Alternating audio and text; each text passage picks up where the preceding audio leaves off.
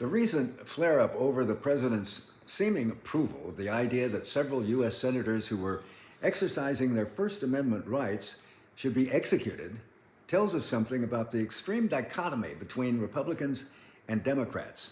Examples: Lindsey Graham, Republican senator from South Carolina. When he was asked about Trump's statement, sloughed it off.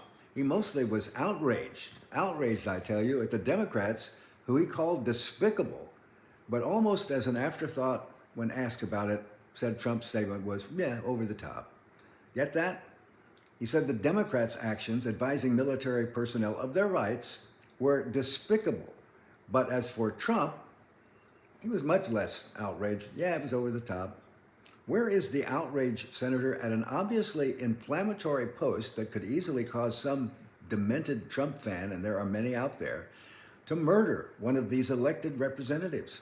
If that were to happen, would you merely say, well, yeah, that was over the top?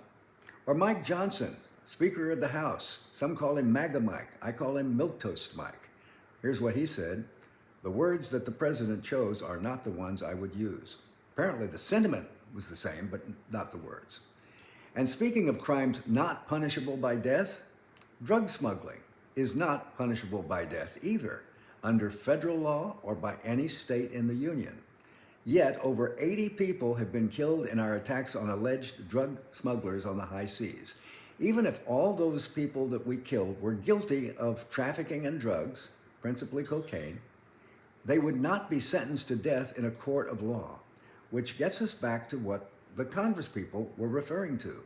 We are not at war, no matter how much Trump tries to pretend we are. So what if a service member who was in charge of firing one of those missiles that killed a boatload of human beings refused to do so because he didn't want to be an accomplice to murder? He swore an oath to uphold the Constitution, not be a party to murder. All 6 of those senators and House members who did that video, all 6 of them, had backgrounds in either the military or intelligence community. They are loyal Americans who know whereof they speak. And Trump wants to either throw them in jail or kill them? Tell me again, who is despicable, Senator Graham?